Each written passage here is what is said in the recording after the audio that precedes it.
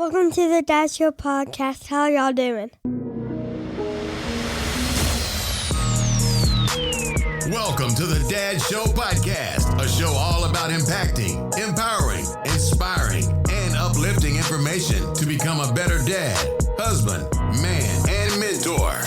And now your host, Ryan Ladd. Welcome back to the Dad Show, ladies and gentlemen. I thank y'all for being here, for watching and listening. I've got Mr. JT Tallent in the studio.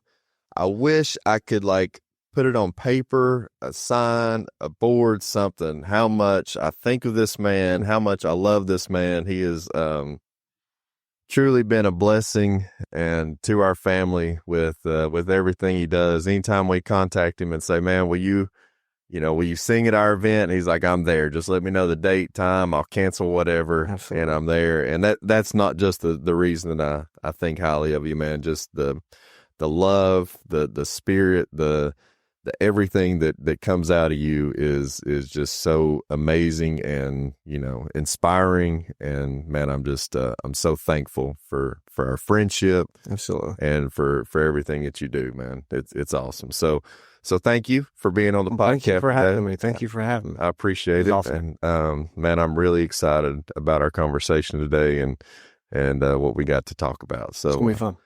So if you don't care, take just a minute, open up, tell people who they're listening to, maybe a little bit about your family, where you grew up, and then we'll go from there. Yeah, my name is JT Tallent. I grew up in Athens, Tennessee, which is like 45 minutes, maybe 50 from here. And you still live there, right? You still live? No, I actually live in Kingston, but that has been maybe the past 4 years. Okay. 3. All right. I'm really bad with time. It's Me like too. 3 or 4 years I've been up here. And before that, we lived in Lenore City just to try to get a little bit closer because my wife still works in Athens. Okay. We've been married 11, it'll be 12 years in September. Wow. She'll be proud that I remembered that. We have a little I won't boy. ask the date. Don't worry about it. September 7th, I got it. That one's easy. We've got a little boy just turned 4 in October. He's a mess. His name's Lyric Talent. We took a huge risk naming him Lyric. Well, if he's anything like his daddy, man. Yeah, I'm hoping that he's like me and not like his mom. And I love his mom to death, but she is not musically gifted. Yep. She can sing every now and again. Sometimes she gets a little crazy. But yeah, so we're hoping that he has some type of musical gene. Well, you are very talented. So if you passed any of that on to him, man, I'm telling y'all, this guy should have his own record deal. Like you all need to listen to him, follow him, because it's amazing. Well, thank you. I appreciate that. There's a lot of good musicians, singers that are out there that nobody has any clue about. That's true. Oh, well. It's a tough industry to make it in. So. Sometimes you don't want to be in that industry. Absolutely. Either. It's better to. It's actually part of my story. It was a decision that I was going to make. Wow. Some things happened where God was like, okay, yeah, let's not do that. Let's move on to something else. So JT, to give y'all just a little bit of aspect, is the worship leader at the Grove Church here in Kingston, Tennessee. He does do some little side stuff. You still do that? Every now and again. Most of the time it's just for you guys, though. Yeah. Thank you. Hey, anytime. I love it. I love you guys. I love your family. I love what you guys stand for. I don't know. I love you guys. Thank you, my family. That's awesome. I appreciate that.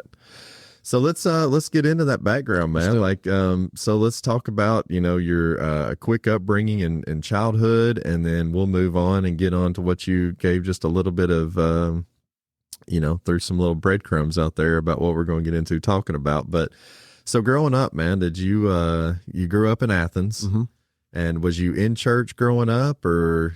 I cannot remember a time where I was not in church. Okay. The first 15 years of my life, I was, going to Hilltop Baptist Church in Riceville, Tennessee, which I don't even think they have a red light. It might be the size of, this building. It's very, very small, for a town. And, but we had a church called Hilltop Baptist Church that I was there. Brother Don Carter was the pastor. He was my first pastor. And he had a huge impact on me as a kid growing up in church. He never shied away from, talking to the kids or anything like that. He was a huge help for me. Yeah. I love him to death. Started playing music when I was 5. Started out with the drums. I bet your parents loved that. They hated it.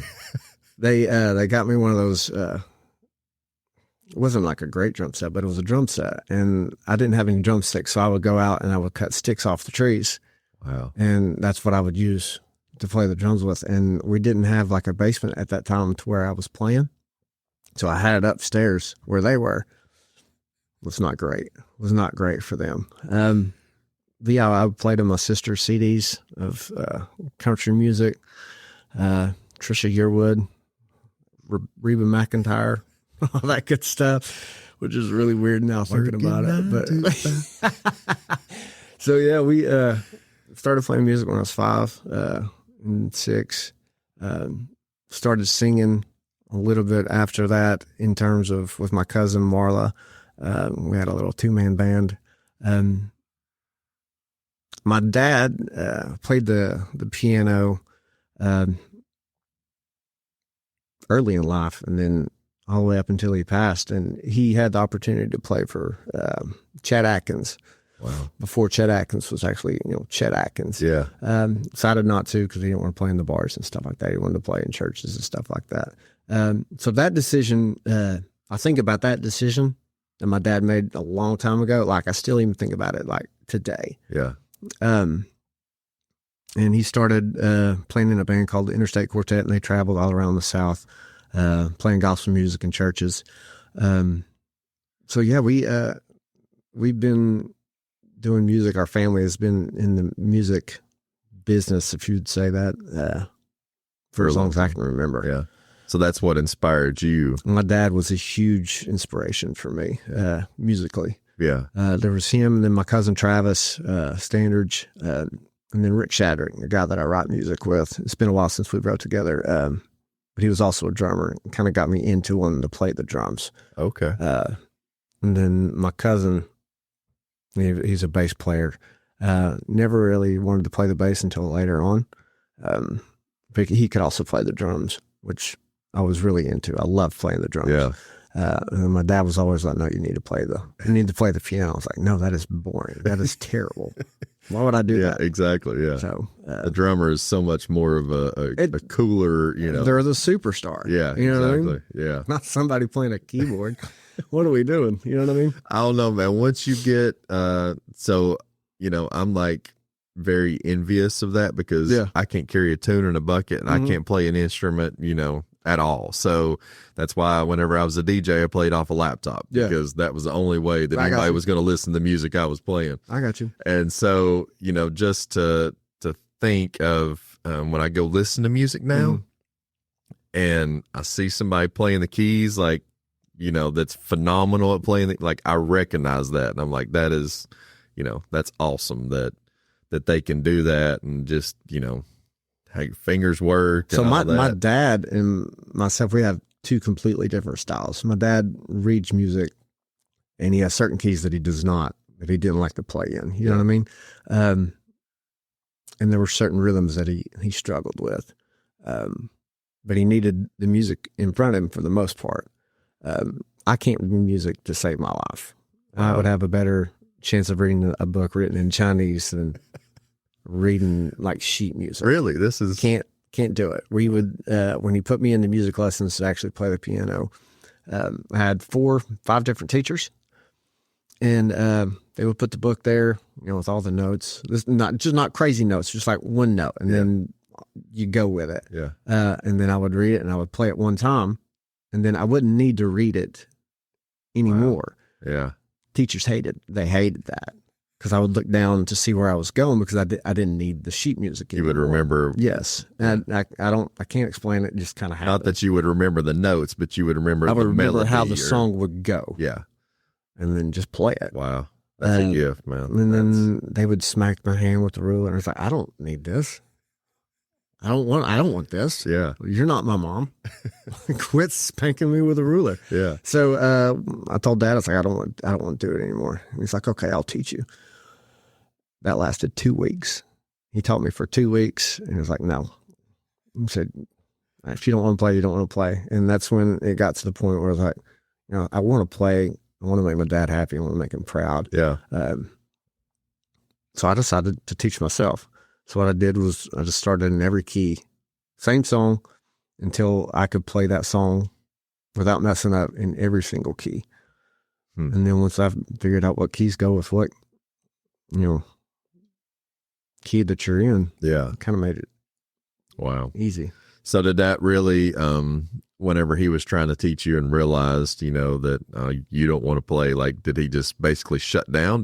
How did that conversation go? Because there was a lot of frustration. Yeah. Because he's a traditional pianist. Yeah. I am not. I don't play a lot of the lead licks or play the melody. I will chord and throw little accents in there. I keep it as simple as possible. Because when I do lead worship, I don't want how I'm playing the keyboard to step over the words in which I'm trying to give to the congregation. Yeah. If that makes sense. Yeah, I agree. Take the forefront of it. We need any type of distractions that I could possibly put in there with doing some special run. Maybe I mess up or just the run is just crazy. Yeah. I don't want people to break them out of the habit of what they're doing and actually worshiping, to hear that. And then they're like thinking, wow, that was really cool. And then it kind of breaks what they're at, that connection. Yeah. And, so I've run the soundboard at church a little bit and help out. And, I try to tell them that, we can have bad sound and nobody's going to hear this message. Mm-hmm. Or we can have really good sound and they're going to get the message more clear and better.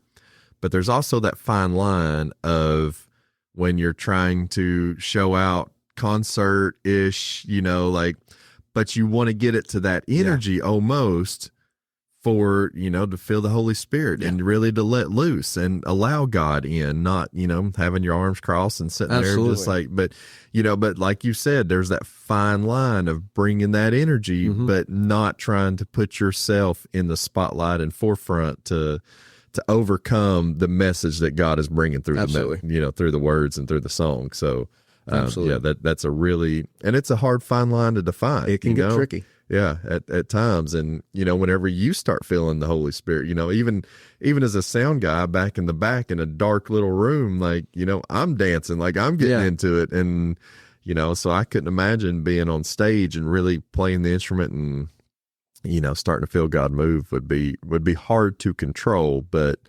And most of the time when I'm up there, and I'm supposed to be leading the congregation in the worship, but at the same time, I feel like worshiping is something that you have to do, regardless of if you're being led or not.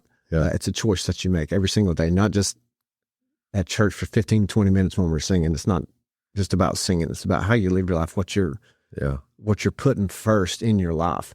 And in those 15 to 20 minutes that we sing on Sunday mornings, it's not a lot of time. If you think about it. Yeah. 15 to 20 minutes out of a 24-hour day it's not much at all. No. And 24 hours go by really quick. Years go by really quick. Yeah, It'll be 40 in a month. What is going on? I agree. You know what I mean? Yeah. Where'd it go? So when I'm up there leading, like a lot of times my eyes are closed to eliminate distractions. Not saying that our congregation, please don't hear me say this. Our congregation is not a distraction. Yeah. They sing, they worship, they show emotions. Yeah. But a lot of times I like to close my eyes because when I'm up there, even though I'm supposed to be leading and I am leading, like it's just me and God. Yeah. In that moment. Yeah. And worshiping with them. Correct. Not, correct. Like you said, leading them to worship. But I don't want to pass there. You said something really, really strong and powerful right there, that you don't have to be at church.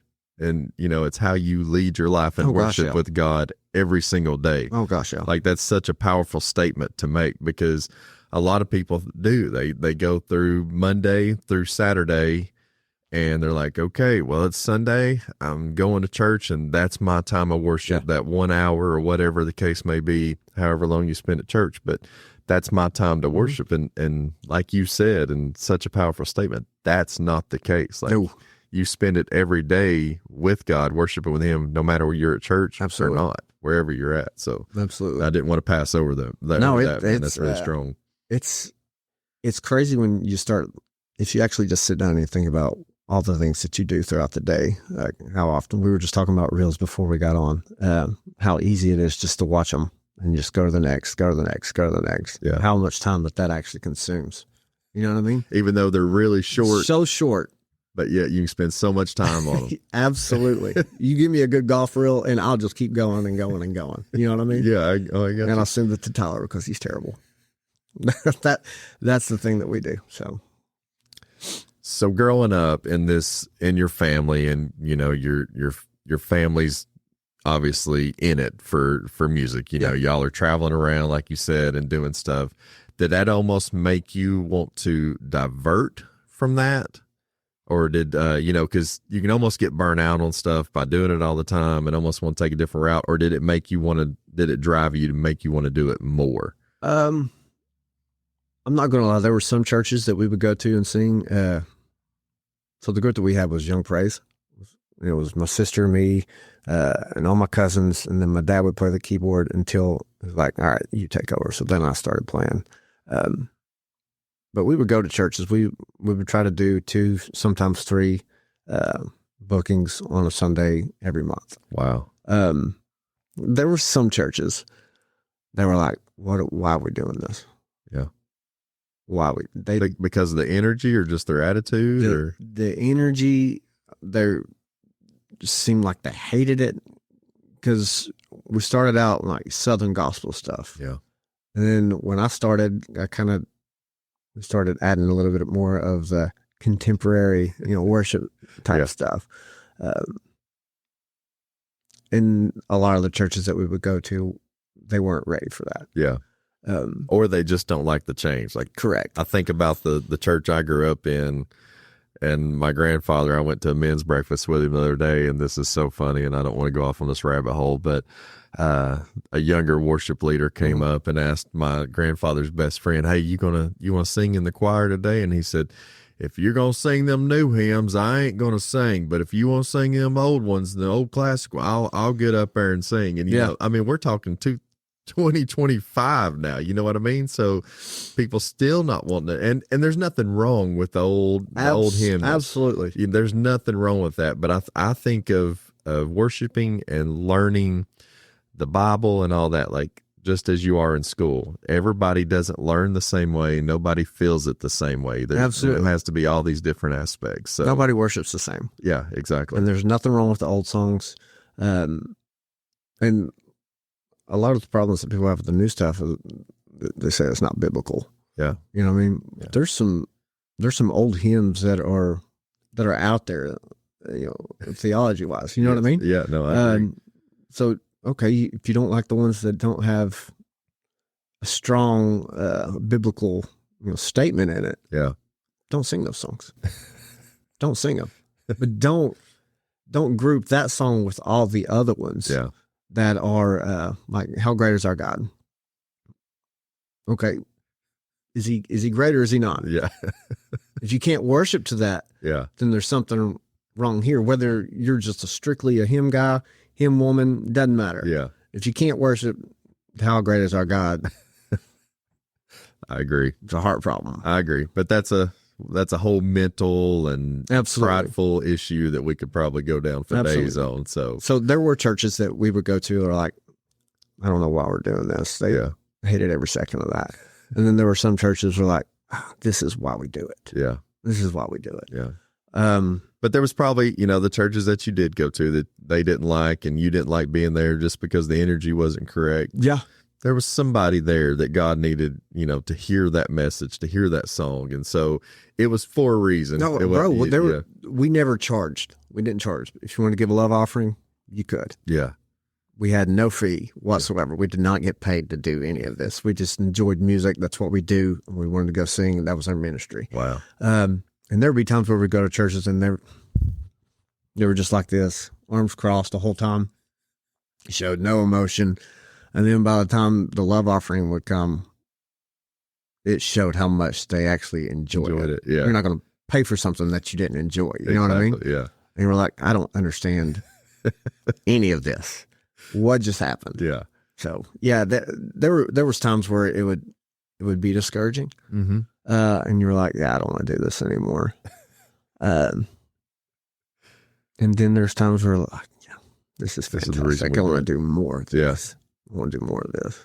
So let's switch gears a little bit and get into what you kind of gave a little breadcrumbs on earlier, of your decision to either stay in, I'm assuming is where we're going, stay in the gospel realm or try to pursue a music career in the music industry. Yeah. My wife and I were married 11 years ago, and I think we were within a year and a half, something like that, of being married. At that time, I was working at Marvon Pest Control, killing bugs. Hated every second of it. Every second of it. Yeah, I would imagine that. For those that are in like the bug killing business, yeah, kudos to you. Many crowns are waiting you. You know what I mean? I couldn't do it again. It was terrible. Wow. Love my boss and love the people that I worked with. I just did not like crawling underneath houses. That is for the birds. I could spray for the bugs, but whenever you calling for snakes and stuff like that, and I'm out, dude. Did not like it at all. But there was a moment where I was talking to a guy in Nashville, and I was thinking about making the move with my wife. We didn't have lyric at the time. And I was like, we're just going to move to Nashville. I'm going for it. Yeah. Already had the songs for my EP written and ready to go. And it was going to be a Christian album. I wasn't going to stray away from, what I believe. I believe in singing songs that have eternal value. Yeah. I love country music. I love pop. I don't listen to rap as much anymore. It's changed so much, but like you give me some old school rap. Yeah. I'll listen to it. You know what I mean? Yeah. Me too. Rock and roll. I love music. Yeah. Don't get me wrong. Yeah. But I'm not going to use the talents that God gave me, other than singing songs that have, eternal value. Yeah. For him. For the most part. Yeah. You know what I mean? Yeah. Or I'll sing a love song and, in my head, I'm singing it to my wife, regardless or anything like that. Yeah. But yeah, I was going to make the move to Nashville. I had everything lined up, sessions already, scheduled. Everything was paid for, good to go. And then that's when my father found out that he had lung cancer. Wrecked my whole world, changed everything. This is the guy that helped mold me to who I am, today, as a father, as a husband, and as a musician. I wouldn't be where I am today without him. Yeah. So whenever he had cancer, I was talking to my guy and I was like, I can't do this right now. We're going to have to put this off. And what's kind of crazy about it is, the last 2 weeks prior to that, I had been leading worship at two different churches. One was on a Sunday morning, and the other one was on a Wednesday night. And it felt good. You know what I mean? Like It was just me and a guitar, and like it felt right. And I can't.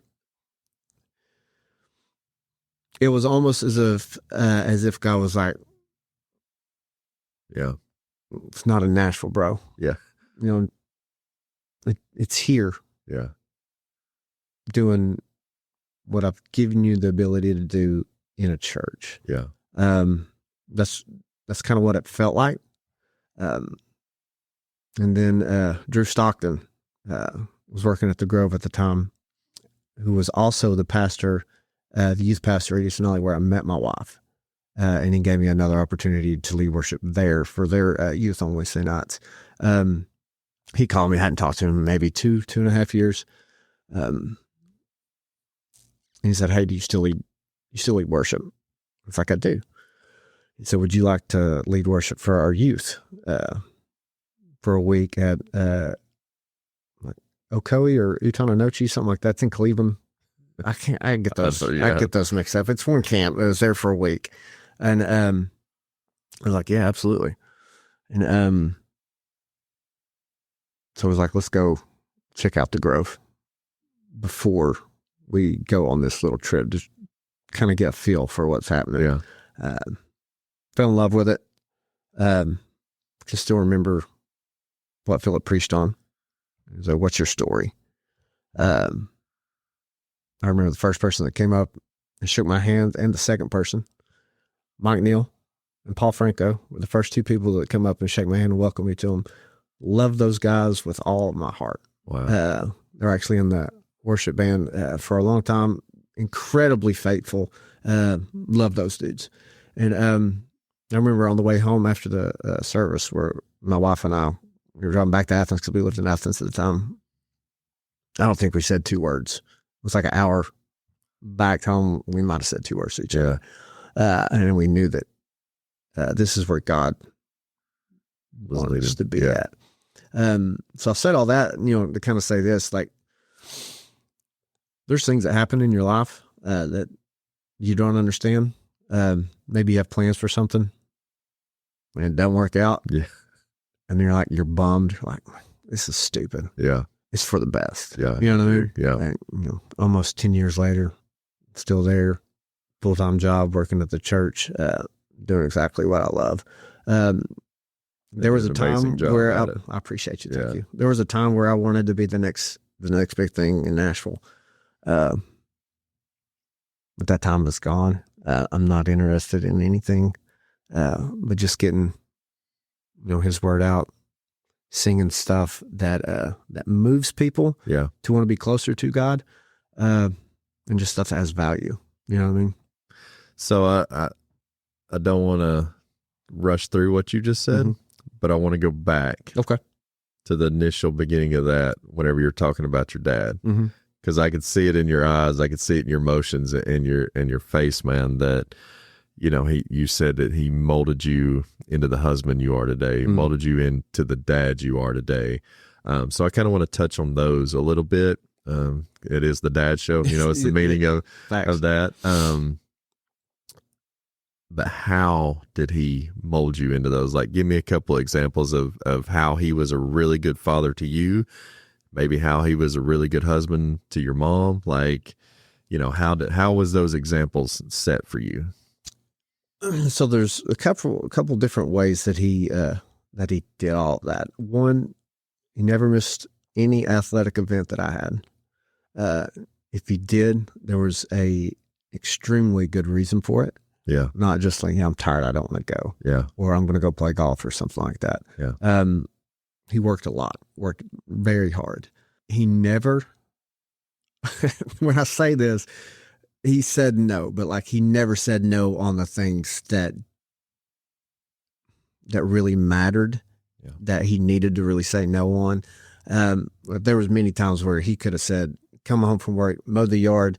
Then he would just sit on the recliner and be like, hey, can we go throw baseball? Yeah. There's so many times he could have said no. Yeah. And he never would. And I would literally pitch a whole game to him. Yeah. Until he just couldn't do it anymore. He never told me no on the things that he knew were important to me. Yeah. Being present. With correct. You, He's very much present. Yeah. He treated my mother with respect. The only thing that he did not do that I have changed and I do with my wife is wherever she goes, I go. Yeah. My dad hated shopping with a passion. Yeah. So a lot of times my mom would either go by herself or she would find somebody else to go with. Yeah. Take a friend or something like that. That's the only thing. Yeah. Everything else, he was spot on. He made us go to church. He was a man of faith and he lived, what he preached. Yeah. You know what I mean? Yep. He served in the church. He played the piano for the church everywhere he went. I've been a member of 3 churches. My dad's, he might have been a member more than that, but from when I was alive, there's 3 churches that we all went to: Hilltop, then Calvary, and then which was also in Riceville and then the Grove. And he played the piano for the choir and for any kind of special that people wanted. Yeah. Back in the day, those two churches, we had specials. So anybody that wanted to sing, they could get up and sing. Just the example, the life that he lived, the walk that he had with God was incredible. Wow. It was Sounds incredible. like a great guy, man. He was a fantastic human being. Yeah. Fantastic human being. It's so funny. Every podcast that I've done, that same concept of being present comes up. It's huge. And It's huge. I made a post on social media the other day about, what makes you a good dad? Yeah. Like what do you do that makes you a good dad? And I would dare to say that probably 75% of the comments out of, I don't know how many hundreds, was just being there and showing up and being present. Yeah. My return to that is our presence is our kids' present. Mm-hmm. That's what they want. They don't. Absolutely. I spend so much time running around working my tail off, trying to make extra money to provide my kids this and do this and all that, when all that is taking away from what they really want. Absolutely. They don't care about the money. They don't care about the presents. Mm-mm. They don't care about material things or, what they just want to be with their mom and they want to be with their dad. And dude, I think that is so awesome that you go with your wife, basically everywhere. Sometimes it's awful. Like Hobby Lobby, it's the worst store ever. I agree, The and I worst. do. And my wife, I don't know how yours is, but man, if we're going to Knoxville, because we live here in Roane County, like we're not just going to Hobby Lobby and coming back home. Like while we're in Knoxville, we're going to knock out this, and this, and this, and this. Marshall's is a frequent stop. My wife loves some Marshalls. You got Target, Old Navy, all that good stuff. Chick-fil-A. But being there or Longhorn, like we sing out Longhorn. Oh gosh, yeah, Longhorn. We will kill some Longhorn. So good. But that- Spicy chicken bites. Shoot, they were good. That was the first time I'd got them. Fantastic, They bro. were really good. Fantastic. So shout out to Longhorn. For your Absolutely, spot. absolutely. But no, that time with your wife, man. I Mhm. mean, it's just like your kids, dude, or your kid, but Yeah. my kids, like. It don't matter what we're doing as long as we're together. And, us dads, I say this a lot too, like us dads want to fix things. Our wife brings us stuff or our kids bring us stuff. Like we're just wanting to get to the bottom of it. Like, how can I fix this? How can I correct this? How can I make this better for you? And sometimes you don't need to do that. Sometimes you just need to listen. Sometimes you just need to be present. Yeah. And it comes up every single podcast. Like put your phone down, Mm-hmm. get home from work. And like your dad did for you, no matter how tired he is, no matter how bad of a day, spend the time because it's going to be gone. Absolutely. One of the last things that he said to me before he passed away was it was crazy to me that this was what he felt. He's like, I wish I would have been a better father. That's what he said. Yeah. And I'm sure that every father probably feels that way at some point. Yeah. But I literally, I don't know how he could have been. I never knew that we were broke. Yeah. Never knew it. There was nothing that he, in my mind, could have done better to raise me, to teach me how to be, a man, Yeah. and how to love my wife, my kid. So I think about him telling me that often, especially like in the younger years of Lyric's life. He's 4, he'll be 5, Yeah. starting school, Yeah. which is stupid. It's insane. Like this is the best time. Yeah. Where he's with me all the time. Yeah. You know what I mean? Like I'm not gonna get this back. Exactly. Yeah. So like I want to try to make every moment, with him, every moment with my wife, memorable, matter. Yeah. I want it to leave an impact for him. I want him to have the same opinion of me as that I had of my father. Yeah. So it's just a mindset of just making sure that one day, like your time's up, and I don't want to look back and be like, man, Wish I'd I spent more wasted time. it. Yeah. I wasted it.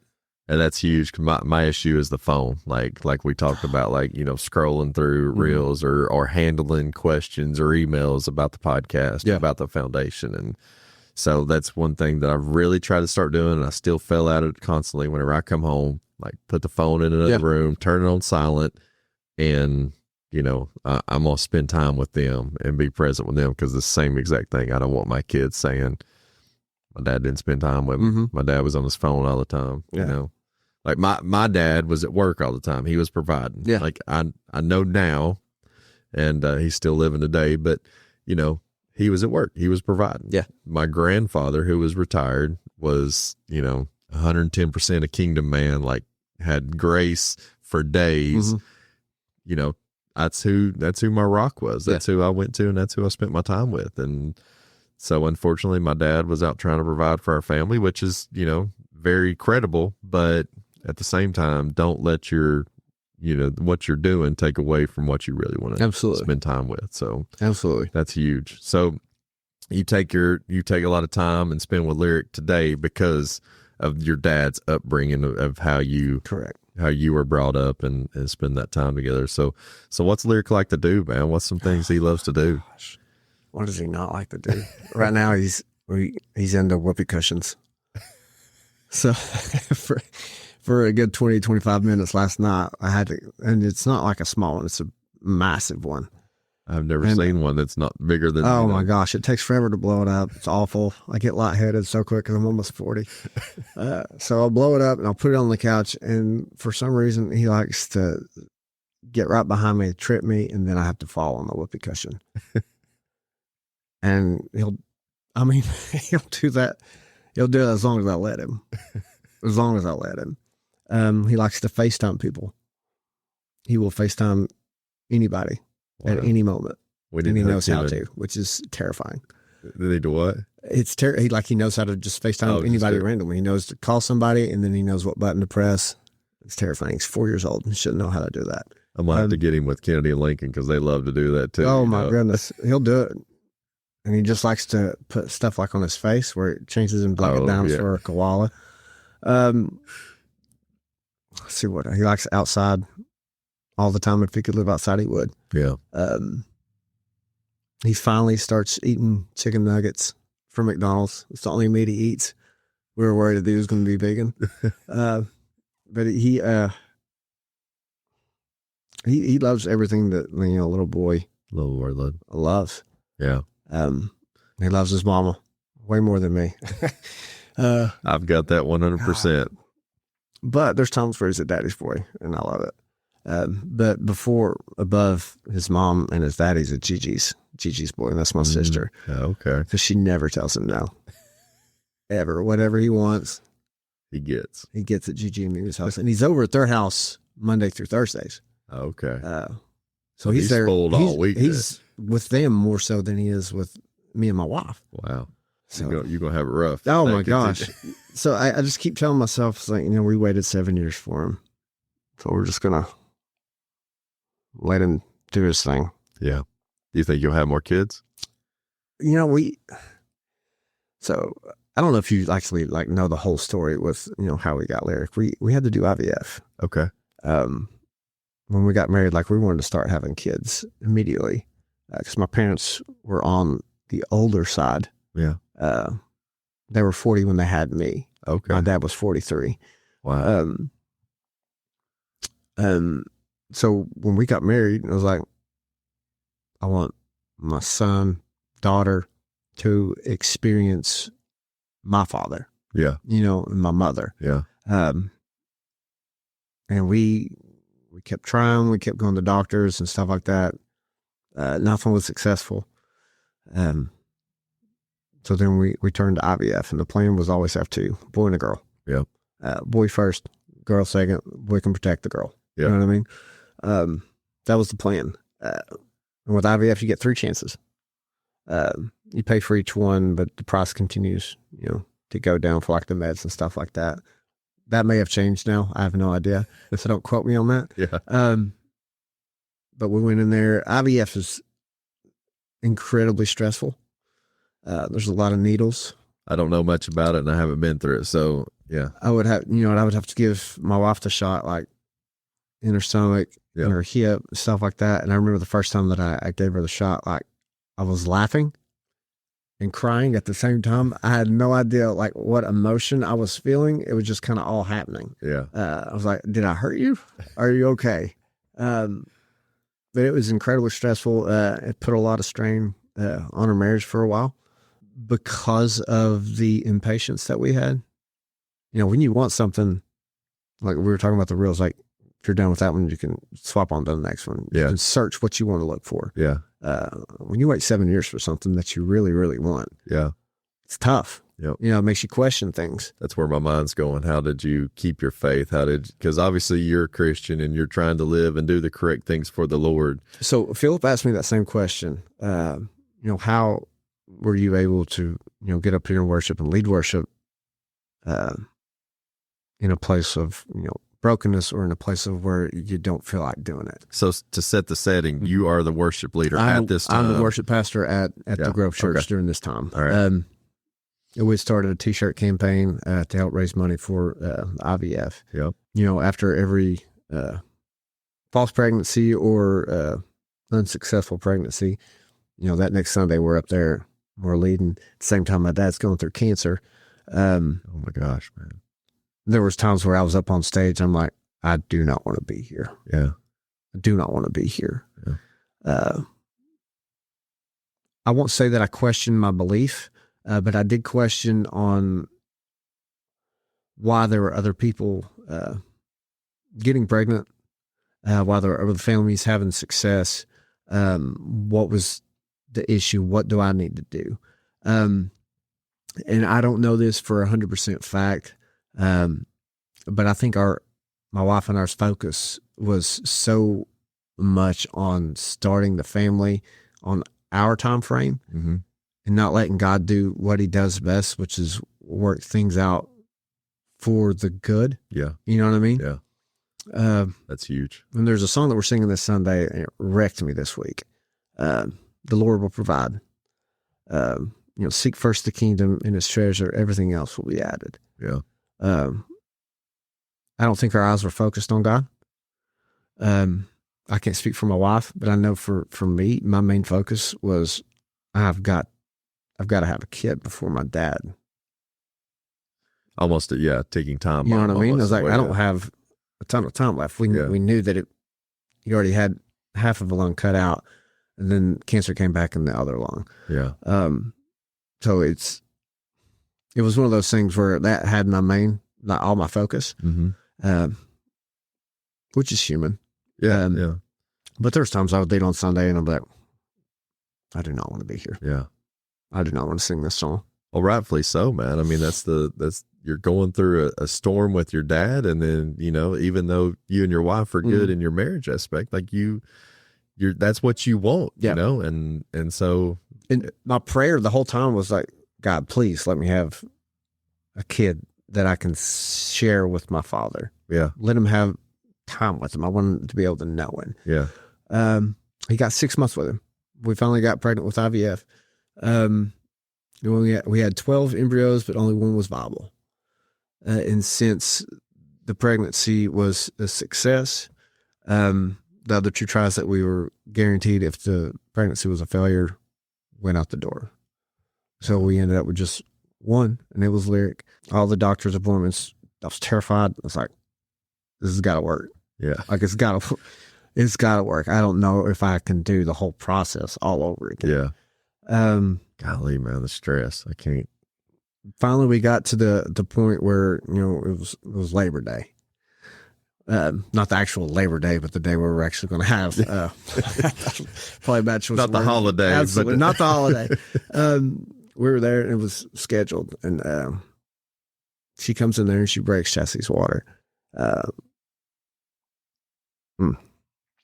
And she said that she couldn't find the heartbeat anymore.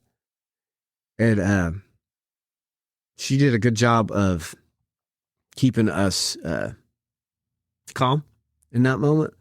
The nurses did not, because once she left, there was like 15 nurses that came in there, got me ready, they already took her out there for an emergency C-section. Yeah. And I just remember thinking, there's no way you're going to bring me this far. Yeah.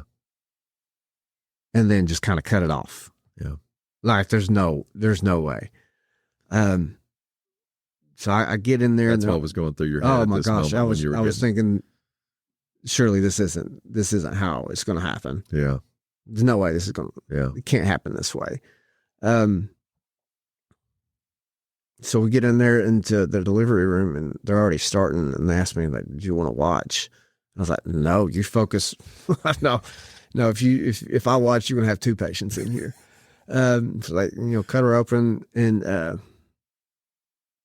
I can still remember hearing him cry for the first time. I broke down, just broke down. And for a split second, once I realized that he was good and that Chastity was good, I was like, God is so faithful. Yeah. And he will always provide. Regardless if it's on your timeline. And most of the time it's not. Absolutely. There's another song, Worthy of It All by Phil Wickham. I like to correlate songs with everyday living. Yeah. And there's a part in the bridge where it says, whether you say yes or no, or just wait. Yeah. You're worthy. I don't know why we were in a wait and no top section of our life for that 7 years. And I've also asked myself, like, if I was more specific with my prayer, like, instead of just asking for time with my dad and Lyric to have, if I would have asked for 10 years, if God would have given me 10 years, you know what I mean? Yeah. Stuff like that goes in my head all the time. From my aspect, I don't think so. No, you know what I mean? I agree. Like, I think it's just the devil playing the games with you. Yeah. You know what I mean? Trying to get in your head and Absolutely. doubt and do everything else. So he's ultimate deceiver. So, Mhm. but I'm not God. I don't have that true Absolutely. answer. Absolutely. So, but yeah, from my aspect, no. Yeah, but he, everything works in his time. And if it hadn't been for the Grove and the T-shirts and the unbelievable outpour of support and donations, from people in our church, Lyric wouldn't be here. You know what I mean? Yeah. So it's to the congregation of the Grove and this community that helped. No, I appreciate you. You know what I mean? It's it's one of those things where when you try to do everything on your own, instead of just letting God do what it does. Yeah. So trying to follow him. Like, absolutely. You had almost, God was probably laughing like, no, God, this is my plan. Like, this is when I need my child to arrive. Mm-hmm. Like, what's the saying that if you want to make God laugh, you tell him your plans. Absolutely. Like, you give him your timeline of when this is going to happen. And God's like, no, it's going to happen on my time. And dude, it's so beautiful. And I don't know if there's any pieces of your story that you can pick out like this, but like, I think of the journey through our medical journey through our kids and stuff of that nature. I'm at the front of it. And when I'm going through it, I'm like, no, why is this happening? Like, almost like you were questioning at the end. They're like, you're not going to bring me this far and then take it all away from me, But once you're on the other side of it, to see that it was a perfectly orchestrated story to build up at times, to break you down at times, to build you up stronger for this. But when you get to the end of it, you're like, thank you, God. You know what I mean? Like, thank you for not giving me this, or thank you for giving me, or making me go through this. I think of it, and I don't want to go down this hole, but had a podcast a few weeks ago with a guy named Tristan Greth. And he made the statement, I don't remember what we were talking about, but he made the statement of, it's like the dad walking into the child's room at night.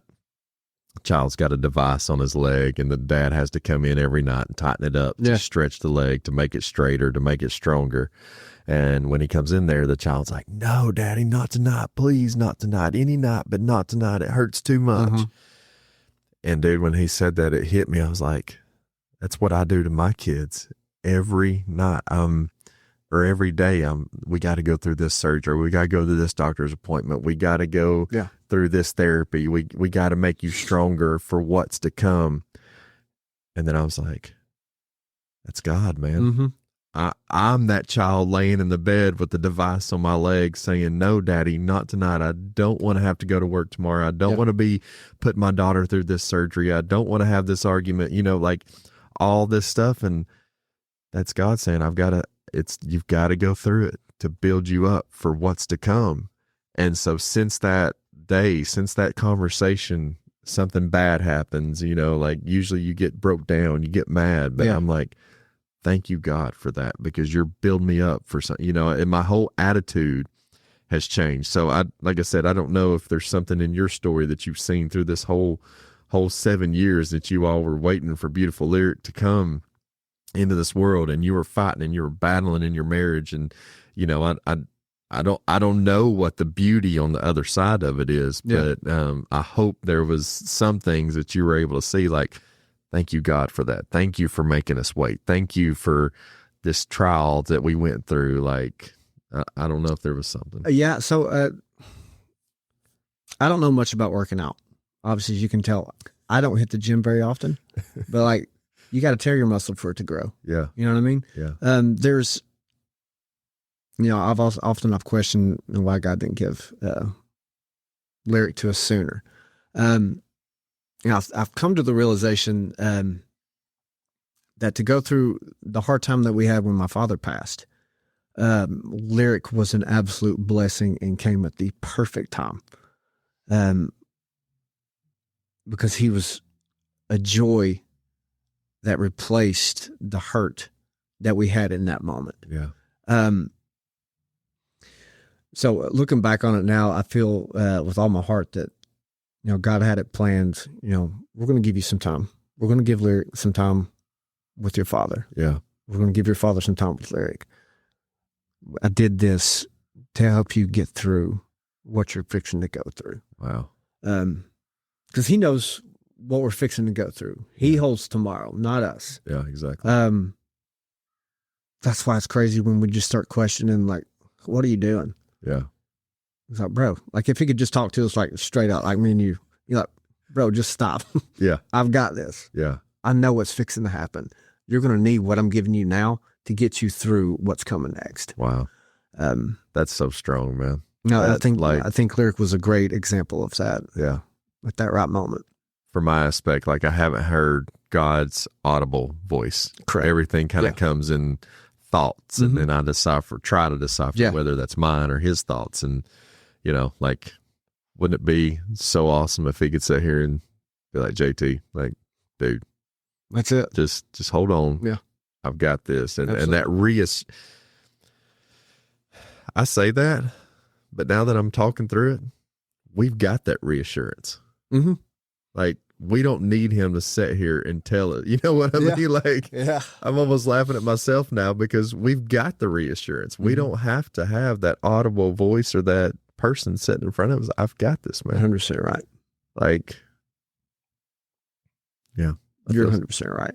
I feel so stupid now that I'm saying that. Well, I mean, it's crazy to think about, but like, if you go back to when Jesus was walking on earth, there was people that didn't believe in, they actually got to witness the things that he was doing. Yeah, that's so true. So it's only, human for us to have those questions, even though we know the truth and we've seen him provide for us. We've seen him move in our lives time and time again. It's crazy that we still question his motive or question his timing, his purpose for us. Hopefully, I'm hoping at some point I can be less like, never have to question it again. Yeah. You know what I mean? Yeah. The human part's always going to be there. It is. And, that's the devil deceiving and putting those thoughts into our head and, or us allowing him into our head to doubt, God's grace, God's power, God's timing. And we want to question it. We get greedy. We want it on our time frame. So let's switch up and talk about your wife for a little bit, man. Like, how did you all meet? So we were first time I ever met her was at East Denali Baptist Church. It was during a Christmas program practice. I had to sing one of the songs that I wrote for the Christmas program, and she was there, and I noticed her immediately. First thing that she ever said was, I like your voice. First thing. But she also made it known that if I didn't have good teeth, that we would have never made it. Yeah. So thankful for the teeth. Yeah. But it was at a Christmas program with at East Denali Baptist Church. Just kind of slowly took off from there. Wow. We dated for almost 4 years before she was like, listen, either you're going to marry me or you're not. But if you're not, tell me now. Yeah. I was like, okay. Don't give me no ultimatum. I don't need that. We argued so much when we were dating. Really? So much. And it was like once we got engaged and then got married, all went away. Usually it's vice versa. It was the weirdest thing in the world. The weirdest thing in the world. I mean, we'd fight over stupid stuff. Stupid stuff. She punched a car one time. About broke her hand. Wow. I don't even remember what that was about. Chastity, we're going to send you some anger management classes. She's done so much better. She's done so much better. No more punching cars. No, she hadn't punched a car in a long time. A long time. I'm pretty sure I did something stupid though. Although I'm going to be 40, I'm not very mature for my age. Yeah. She's very mature for her age, and she was mature back then too. I think it's one of those things that I've accepted, that I'm not going to be very mature at any age that I get to. So, but you'll have more fun with Lyric that way, you know. Absolutely. Absolutely. She's a fantastic mother, fantastic wife. She's very supportive in whatever I do. She's supportive in the music that I make. She's supportive in the music that I sing. Anytime that I'm singing anywhere, if she's not working, she's there. Yeah. She's one of those people that she's not going to be up front in anything. She does not like to be seen. Yeah. In terms of being the main attraction, if that makes sense. No, I got you. She don't want spotlight. But she will do anything that you want in the background. Yeah. And she is supportive in that way. She's very dependable. She's faithful. I can't tell you how much of a blessing it is to know that I don't have to worry about her going off and finding somebody else. You know what I mean? Yeah. No, it's very, it's a blessing. She works at Sharon Brown State Farm in Athens, and she is currently trying to become an agent as well. So she's doing all that schoolwork, and that's awesome. Yeah, she's excited about it. How much better does it make you feel knowing that no matter what, your wife's supportive of you 100%? It gives you, it's almost like a free pass, if that makes sense. Like you can mess up and okay, let's don't do that again. Good. We can do just like our church. We have a philosophy. We'll try anything once. Yeah. If it works, it works. If it doesn't, we'll scrap it. So musically, she's always been supportive. Any idea that I've had, she's like, yeah, you should do that. Even if she thinks it's probably a bad idea, she's like, yeah. She kind of wants you to figure that out on your own. And I've had those. I've had a lot of them. Yeah. Too many to count. Too many to count. But that's huge though. Like and I want to speak to, the people that are listening right now. Like if you have a spouse, or even you take this as a parent-child aspect, like show support. Absolutely. Push, even like you said, even you don't think it's a good idea, or, maybe you don't think it's going to work out. Like maybe they do have to figure that out by themselves. But your support, right. Like if you're negative and say that's not going to work, I'm not going to be behind you when it's going to fail. 9 times out of 10, you may have that anomaly that pursues it and does it, but the support of a spouse is huge, man. Huge. It's so big. And when you're not out there like on an island by yourself, and you can have somebody you can confide in, take advice from, whether you choose to accept that advice or not. Yeah. Just hearing somebody else's perspective that actually has your best interest at heart. Yeah. It's incredible. Yeah. It's incredible. Yeah. It can take you from 65 to 75%. 1,000%. With the support of them all the way to 100 or more. Yeah. I mean, that's really, really big that she does that for you. And I try to be that way for her as well, especially when she's going through the agency classes and stuff like that, taking the tests and stuff like that. Trying to give her time to study at home. Me and Luke will go in the back room, wrestle, whatever we got to do to keep her, kind of give her some peace and quiet so she can study and stuff like that. So I try to be as supportive as she is of me and my endeavors, because I know that's the right thing to do. And I love her. And if I love her, I should want what's best for her and what she wants. Yes. So instead of being greedy and selfish absolutely. and, like, no, this is the way I'm going to do it. And absolutely. yeah, no, that's huge. That's huge. I ask this question on every podcast, I think. You take your car in for maintenance. Mm-hmm. You go get the tires checked, oil changed, all the above to keep your car running smooth. What's some things that you do to maintenance your marriage, to check in, to make sure that your marriage is running smooth? Is there anything that you and your wife do to Oh gosh, we don't necessarily have the date nights that we used to. Mm-hmm.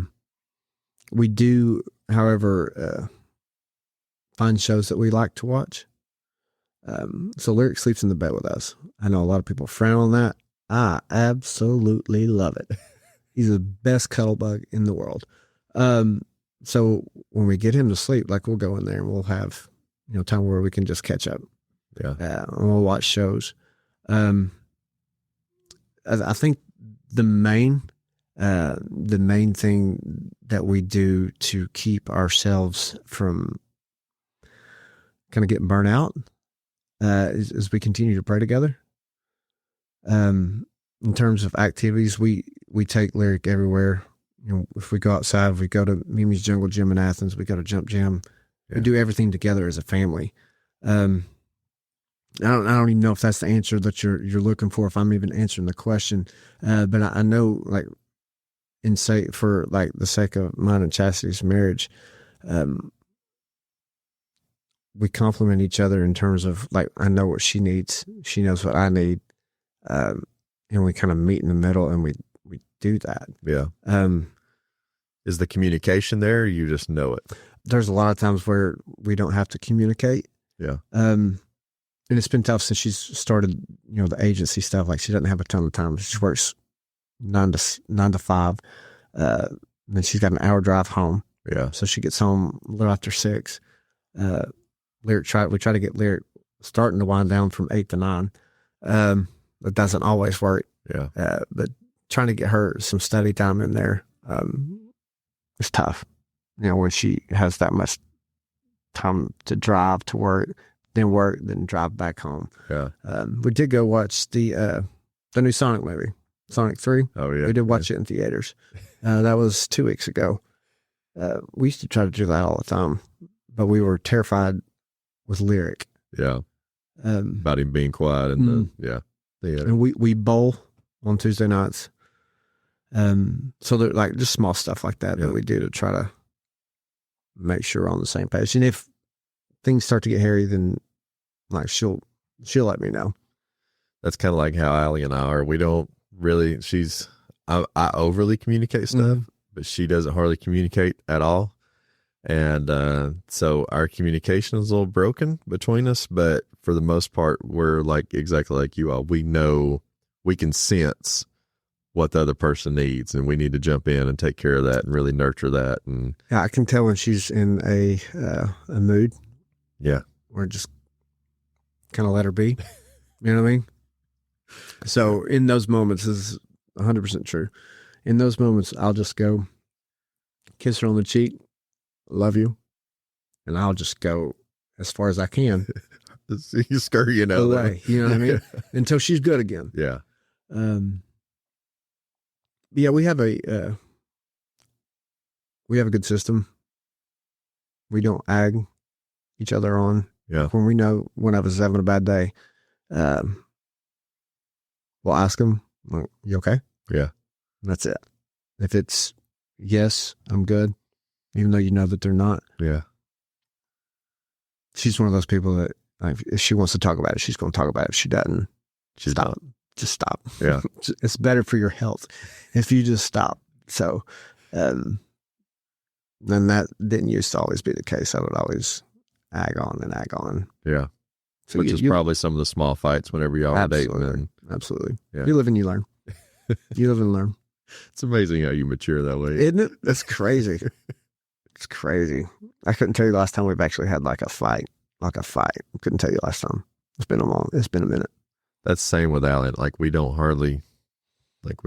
I'm the same way. Like where I work 24-hour shifts at the fire station, when I'm on the phone with her, I can sense when that aggravation or like you said, that time, and I'm like, just call me back later. Yeah. I'm not going to say, well, you're being this way, so don't talk to me right now. No, just call me back later. I love you, babe. Mm-hmm. I'll be back. So yeah, 100% to just let them, and every relationship's different. Absolutely. It's not going to be handled the same way, but yeah, just let them have their space and figure it out. Mm-hmm. And my wife is that, I don't know if Chastity's the same way, but, overanalyze, stress out. Like that's how Allie is. And so stress and anxiety are a real thing. Yes, they are. In the Tallent household. Yeah. She's, of course she works in insurance, so she doesn't always get pleasant customers. So that plays into the whole stress and having a bad day and stuff like that. So I try to make it a point to where I'm not another bad customer. Yeah. I don't want her to have a bad experience with me when she first comes home from a bad day of work. I want to try to be that person that lifts her up. Clean the house, do the laundry. I try to do all that before she gets home from work. Because my job is not as stressful as hers. Yeah. Now there's times where it can get crazy and it can get stressful. But for the most part, I don't have to deal with people that I don't want to deal with. Yeah. You know what I mean? Oh, yeah. I get to do what I love, what I was literally called to do, what I was made on this earth to do. My purpose in life is to do music, but not only do music, but do it in a way that uplifts God, to worship. Yeah. Fully believe that I'm in the right place at the right time. And it's incredibly satisfying to know that you're where God wants you to be, and where you're supposed to be. So I want to do whatever I can to help Chastity out whenever she comes home. Yeah. For those short 4 hours that she stays up when she gets home to go to bed, I want her to have some time with Lyric, for one. Yeah. And not to worry about cleaning the house or doing the laundry. I've got it on a pretty good schedule right now. We'll see how long I can keep it up. But yeah, it's, I just try to be there for her, man. And, like I do the same thing. So I do laundry, I do the dishes, and, especially being at the fire station, man, I get a lot of kickback. Like, hey man, why don't you go out with the guys? Or, why do you clean the house? That's the quote unquote woman's part to do. Yeah. And man, it's 110% just being the support. Like for one, I love being with my kids and my wife a whole lot more than I like going out and hanging out with the guys. Like I'll choose that every day, all day. And then number two, like for one, I don't want a dirty house, but if she's busy and like you said, anxiety and stress and all that with everything that's going on, why wouldn't I jump in and help? Like it's just as much my job as it is her job. Yeah. To me, that's valuable to hear that to those that are out there saying, no, it's not my job to help clean the house. It's not my job. No, like you're a team. Yeah. It's a team effort. Yeah. It's all your job. She didn't use all that silverware. Yeah, exactly. She didn't eat off that many plates. Yeah. We use paper plates at the house. It's just so much easier. But yeah, like she didn't wear your underwear. Yeah. You know what I mean? Yeah. Go clean it. She's putting in the effort to go out and work and do all that as much as you are. So yeah, it's not like she needs to come home and man, that's so awesome that you take that extra initiative. That's where I'm getting at. You're taking the extra initiative so that when she comes home, she can spend more time with Lyric. Absolutely. She can spend more time with you and not be so stressed of trying to cram it all in. Yeah, it goes back to where we first were talking about, like, you don't get that time back. Yeah. So every second, every minute, it matters. Yeah. No matter how quick it is. If it takes me doing just a little bit of laundry while it's just me at the house, waiting on them to get home, and then everything's good to go, and all we have to do is literally just focus on each other. So much better than when she comes home, the house is a mess, and then I've been watching TV all day or something like that, and it just puts a wrench in everything. Oh, like yeah. there's the vibe's terrible. Yes. You know what I mean? Yeah. Nobody wants that. So why wouldn't you just do something to help improve Yeah. that? I say that, but on the other aspect, like there's times that Kennedy and Lincoln will be home and they're wanting to play. Yeah. I'm like, no, I got to get the dishes done, or no, let me throw this load of laundry in. No, that laundry can wait. Absolutely. Those dishes can wait, like, and I'm terrible. Like I've almost got a little bit of OCD. Like if I start something, I want to, especially if it's the dishes or, I want to get it done. But here lately, I can honestly say that like they walked up and I'm like, yeah, let's go throw football. Yeah. Or, let's go over here and read this book or talk or, whatever, and just put the dishes down and leave them there. And no, they can wait till later. That is a Friday for me. Cause I get I get lyric all day on Fridays. Okay. Work on Fridays. Yeah. So that is when the house will always be the messiest. There's even if I did want to clean, Yeah. there's no point. Yeah. If I pick all his toys up and put them in the bucket, 5-10 minutes later, not just the ones that he wants to play with. Yeah. Because there's only like 2 or 3, but there's like 50 in there and he just wants to dump them all out. Well, just because you just put them back it's up. unbelievable. It's unbelievable. So Fridays will always be a mess. And then Friday nights, whenever he's asleep, that's when I start picking stuff back up and then try to give us a good weekend. Yeah. So I love weekends. Love weekends. I work most weekends, just the way my shift works. Yeah. So it's, but yeah, I love that time to be able to spend with my family. Absolutely. And just, be with them, be present, Mm-hmm. and do let work and stuff of that nature get in the way sometimes. But for the most part, man, I love being with them. Mm-hmm. It's what I value the most. And it may be because of what we went through, and all that, that I value a little more. But for those listening, like JT said, just spend time with your family because you're not going to get it back. No. It's so valuable. So JT, I can't thank you enough, man, for being here, for being vulnerable, for telling your story. And, I know this is going to help so many people out by hearing these little bits and pieces. So, but if people want to dive deeper with you, is there anywhere that they can find you at, contact you through maybe social media or something like that? Yeah, you can find me on Facebook, Instagram, Twitter, or you can go to our website, ilovemygrove.com. Okay. And shoot me an email there. Awesome. I'll put those links on the screen and in the show notes as well. So, but I don't post a lot, but I will receive stuff and I'll get on there and I'll respond back if I get anything. Awesome. Well, thank you for being here, man. No, thank you for having me. It was a blast. Appreciate it. Loved it. I love you to death, man. Love you, boy. Can't love thank your you family, enough. man. Appreciate you.